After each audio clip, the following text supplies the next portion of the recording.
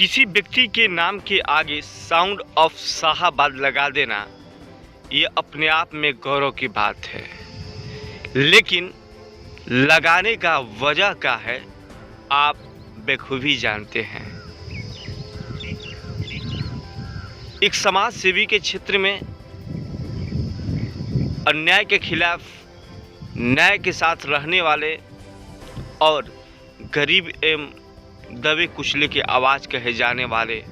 कृष्णानंद सिंह उर्फ छोटे सिंह, ये नाम उस व्यक्ति का है जिसके नाम के आगे साउंड ऑफ शाहाबाद लगाया गया है। इन दिनों भोजपुरी इंडस्ट्री में लगातार खूनी संघर्ष देखने को मिल रहा है, जो कि जबान से सोशल मीडिया पर छाया हुआ है। खेसारी लाल यादव और पंकज सिंह के बीच सोशल मीडिया पर काफ़ी अनाप शनाप चल रहा है, जिसके बाद से सरकार यानी साउंड ऑफ शाहाबाद के नाम से मशहूर छोटे सिंह के घर तक पहुंच गया, जिसके बाद से इसमें एक निष्कर्ष निकालते हुए उन दोनों को एक साथ खड़ा किए और दोनों लोगों को आशीर्वाद देते हुए कहा कि आप अच्छे कार्यों से जाने जाएं,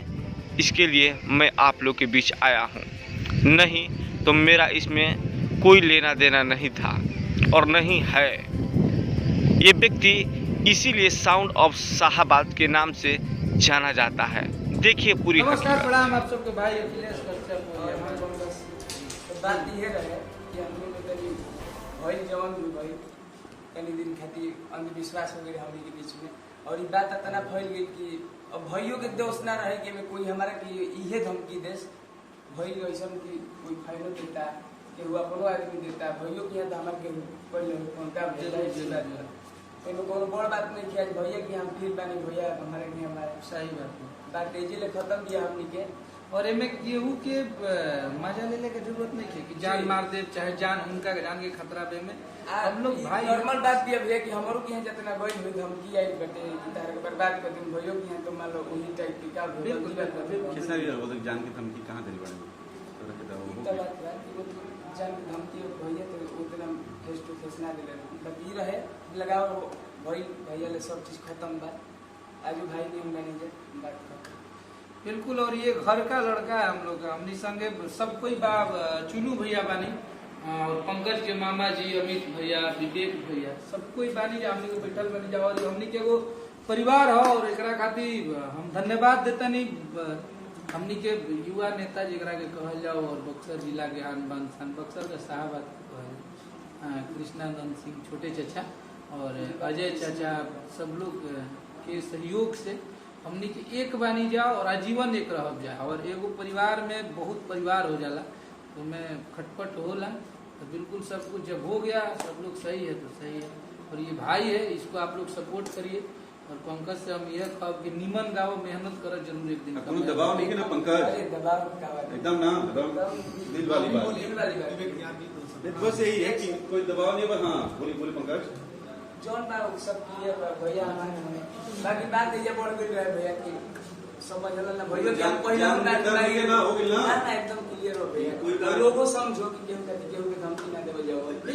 बात एकरा में दूसरा के मजा लेला के जरूरत नहीं है। सबसे पहले वो यूट्यूबर लोग के हमनी के कह देते नहीं जा कि तनकी 80 रुपया कमाए खातिर तिल के ताड़ मत बनाई जा आप सब। एकरा में हमनी के समाज में कितना गंदा प्रभाव जाता। अब हो सकता पंकज ने गलती किया, अखिलेश कश्यप ने गलती किया, ये गलतियां आप लोग इतना बढ़ा चढ़ा के बता दिए कि समाज में और भी लोग इसको करने के लिए सोचने लगेंगे। तो आप लोगों का काम है यूट्यूबर लोगों का कि सही चीज बताइए।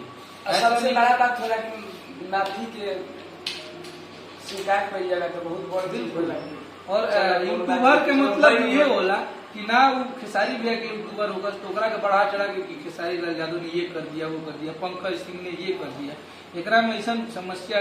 पैदा हो रही है कि दो परिवार अलग होता रहा। छोटी छोटी बात के पंकज के हम ये सोच के कबो लड़ाई झगड़ा ना कर रहे हैं। पंकज एक सुपरस्टार गायक है, चाहे बहुत बड़ा, हम इनका आजीवन छोट भाई मान ले रही और छोट भाई समझ के इनके संगे हम ले रही और जो लाइव में इनका पे हमला भइल चाहे थप्पड़ के मतलब ओकरा खातिर फिर से सॉरी बोला था कि बिल्कुल ना हो के चाहिए हमरा से वो गलती भइल बा। एकरा के हम हमेशा सॉरी बोले बनी कि हमारा ना चाहते हुए भी हो गई, जो कि आप सब लाइव में देख रहे हैं कि ना हो गई। अभी सब बंद उन करके चुपचाप से लोग गाना बजाना चालू कीजिए, गाना वाना गाई जाओ। पंकज जो नया गाना होता साफ सुथरा बढ़िया वाला गाना है पंकज, सुपर हिट। इतना जितना